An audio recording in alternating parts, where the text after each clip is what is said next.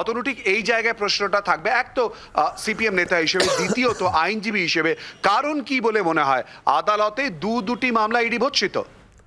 শিলাদা, আজকে যে মামলাটার ব্যাপারটা সেটা কিন্তু তুমি দেখো, সুপ্রিম কোর্ট পরিষ্কারভাবে বলে দিয়েছিল 31শে ডিসেম্বরের মধ্যে চার্জ গঠন করতে হবে, এবং 31শে ডিসেম্বরের মধ্যে চার্জ গঠন করতে গিয়ে আজকে বিচারপতির যে মন্তব্য যে আপনাদের জন্য হচ্ছে এই গোটা মামলাটার প্রসিডিংটাই দেরি হচ্ছে, কারণ এটা তো খুব ফ্যাক্ট যে আইন আমাদের যা প্রভিশন রয়েছে, পুরনো সিআরপিসি 207 এবং বর্তমান বিএনএসএস 230, পরিষ্কারভাবে আইন বলছে প্রসিকিউশন যে ডকুমেন্টসের উপর রিলাই করছে সেই সমস্ত ডকুমেন্টের সেট হচ্ছে কপি সাপ্লাই করতে হবে ডিফেন্সে যিনি আছেন তাকে। কাজে এখানে খুব পরিষ্কার, এবং আজকে দাঁড়িয়ে ইডির আধিকারিক বলছেন যে এমন না যে তথ্যগুলো বিশাল অমিল হয়ে রয়েছে, উনি বলছেন যে 10 থেকে 12 ঘন্টা লাগবে ডাউনলোড করতে, অর্থাৎ কিনা এগুলো তাদের সার্ভারের মধ্যেই কোথাও না কোথাও রয়েছে। কিন্তু তারা আজকে খুব অদ্ভুতভাবে আমরা দেখছি প্রত্যেকটা মামলাতে, এর আগে তো আমরা দেখতে পেয়েছি অনুব্রত মণ্ডলের কথা নাকি হচ্ছে বাংলার কথা ইংরেজিতে ট্রান্সলেট করার লোক পাওয়া যাচ্ছে না, অনুব্রত মণ্ডল জামিন পেয়ে যাচ্ছে। অভয়া মামলার ক্ষেত্রে দেখা যাচ্ছে সুপ্রিম কোর্টের আইনজীবী, সিবিআই এর আইনজীবী সুপ্রিম কোর্টে দাঁড়িয়ে যে সওয়াল করছেন, যে কথাবার্তা বলছেন, চার্জশিটে সেই কথাগুলোর নামগন্ধ নেই। মানে পরিষ্কারভাবে কোথাও গিয়ে দেখা যাচ্ছে যে মুখের কথা আর কাজের ক্ষেত্রে সম্পূর্ণ আলাদা হয়ে যাচ্ছে, যা কিনা এই সমস্ত দুর্নীতি থেকে শুরু করে সমস্ত রকম ক্ষেত্রে যে মামলাগুলোর উপর পশ্চিমবাংলার সাধারণ মানুষ ভরসা রেখেছিল, ইডি অথবা সিবিআই, তারা হচ্ছে ন্যায় বিচার পাইয়ে দেবেন, প্রতিটা ক্ষেত্রে they have miserably fail.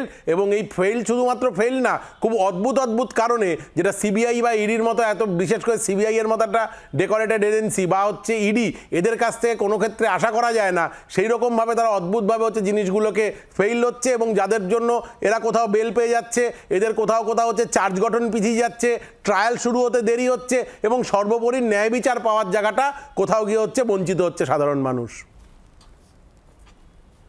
Tarunjyoti, কেন এই দীর্ঘসূত্রিতা? না, অনেকগুলো উত্তর দেওয়া আছে, এক এক করে দিই। প্রথমে দেবাশিতা যে কথাগুলো বললেন, তথ্য প্রমাণ লোপাট, আজকের ইস্যুটা কিন্তু তথ্য প্রমাণ লোপাট নয়। আমি হাইকোর্টের তপব্রত চক্রবর্তী জাজমেন্টটা থেকে তোমাকে প্যারাগ্রাফগুলো কোট করে বললাম ফার্স্ট। সেকেন্ড হচ্ছে ইডি বা সিবিআই, উনি বলছেন ইডি বা সিবিআই মামলাগুলো নিচ্ছে কেন? কেউ বলছে না নিচ্ছে। কোর্টের অর্ডারে আজকে পশ্চিমবঙ্গে কোনো মামলা সিবিআই নিতে পারে না, কারণ জেনারেল কনসার্ন যেটা ছিল, মমতা বন্দ্যোপাধ্যায় মনে করেছিলেন জেনারেল কনসার্ন উইথড্র করলে কেউ তদন্ত করবে না, আমার সে কচি খোকাগুলো বেঁচে যাবে। কিন্তু কোর্টের অর্ডারে হচ্ছে, কোর্ট অর্ডার দিয়েছে, সুতরাং এক্সেপশন হিসাবে তারা তদন্ত করছে। সেকেন্ড, আমি আমার অত্যন্ত প্রিয় একজন অভিষেক ব্যানার্জি, তৃণমূলের নয় যদিও তিনি আর মন্তব্যগুলো শুনলাম, মন্তব্যগুলো শুনে আমি আমার আইন কলেজের পড়াশোনা এত বছরের প্র্যাকটিসটা ভুলে গেলাম হঠাৎ করে। আমার মনে হলো উনি মিন করতে চাইলেন কেউ বেল পেয়ে যাওয়া মানে একদম অ্যাকুইটাল পেয়ে যাওয়া। রাহুল গান্ধী, ওনার যদি কথা তথ্য বেল পাচ্ছে কেন প্রশ্ন যদি হয়, তা প্রশ্ন হবে রাহুল গান্ধী, সোনিয়া গান্ধীও কিন্তু বেলে আছে, উনি বলছেন কিছু হয়নি। তো মনে করে দিই 2023 সালে পর্যন্ত রাহুল গান্ধী ন্যাশনাল হেরাল্ডের মামলাটা নিয়ে সুপ্রিম কোর্টে কোয়াশিং পিটিশন যেটা ছিল সেটা ডিসমিস হয়েছে। দীর্ঘসূত্রিতার কারণও তারা। আরও আসি, কেজরিওয়াল নিয়ে কথা হলো। দেখো কেজরিওয়ালের সাথে বিজেপি সম্পর্ক কি?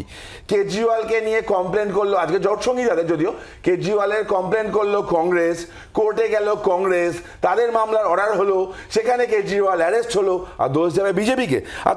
আর রেশন দুর্নীতি মামলায় তো ইডির আসার দরকারই ছিল না। আমি তো বলি ইডি কেন এসছে, ইডির তো দরকারই ছিল না। যদি রাজ্য সরকার বকিবিরের বিরুদ্ধে করা বিভিন্ন জেলায় যে মামলাগুলো ছিল, গরিব মানুষের চাল যেখানে চুরি হয়েছে তার ব্যবস্থা যদি রাজ্য সরকার করতো, তাহলে ইডির দরকার কি ছিল বলতো? তুমি আজকে ইডির 1 বছরের কথা বলছো, 2 বছর আগেকার কমপ্লেন নিয়ে চুপচাপ কেন বলেছিল রাজ্য সরকার? আর লাস্টের কথা বললো ভাই অতনু, যেগুলো বললো তার কথাগুলোর উত্তর আমি অলরেডি দিয়ে দিয়েছি, আমি আবার রিপিট করতে চাই না। কিন্তু যেটা ফ্যাক্ট, কলকাতা হাইকোর্টের আজকে জাজমেন্টটা দেখলে তপব্রত চক্রবর্তী পরিষ্কার বুঝতে পারবে যে কার কারণে ডিলে হচ্ছে, কেন ডিলে হচ্ছে। আমার প্রশ্নটা আবার থাকবে, এই সরকার কি চায় না আসল সত্যটা সামনে আসুক? এই সরকারের সাথে নেক্সাসটা পরিষ্কার দেখা যাচ্ছে ওই জাজমেন্টে। বাংলার আওয়াজ, বাঙালির আবেগ, জি 24 ঘন্টা।